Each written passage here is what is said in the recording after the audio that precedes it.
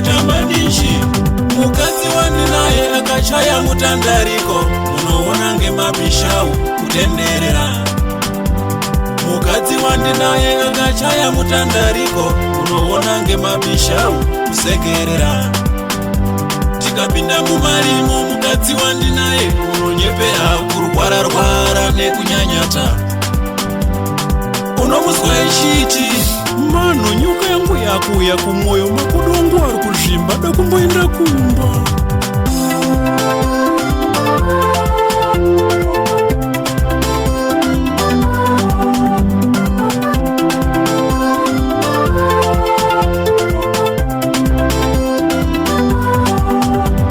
Uyai muone kuno kwaita maninji, uyai muone kuno kwaita maninji, uyai muone kuno kwaita maninji, uyai muone kuno kwaita maninji. Zviri nani kugara ndisina mukadzi kani, zviri nani kugara ndisina mukadzi nini, zviri nani kugara ndisina mukadzi kani, zviri nani kugara ndisina mukadzi nini. Kurusa mare yangu kuwaka mpechewo mwanakadzi, kugara nguwa dzese ndine musodzi pamatama. Pamwe wakashaisha ndini kuwaka mukadzi wanga akambowa kwakare.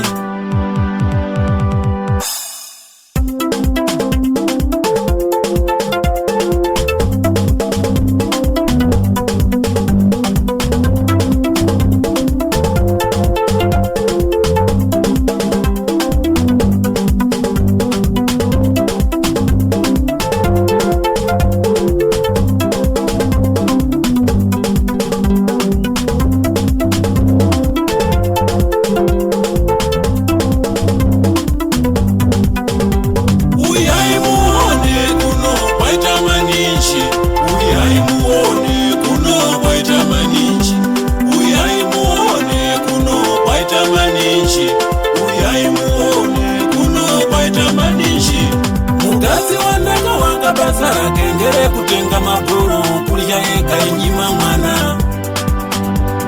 Mukadzi wandaka wanga basa rake ngere kutenga chipetu, kurya ega imwira mvura. Zviri nani kugara ndisina mukadzi kani, zviri nani kugara ndisina mukadzi nini, zviri nani kugara ndisina mukadzi kani, zviri nani kugara ndisina mukadzi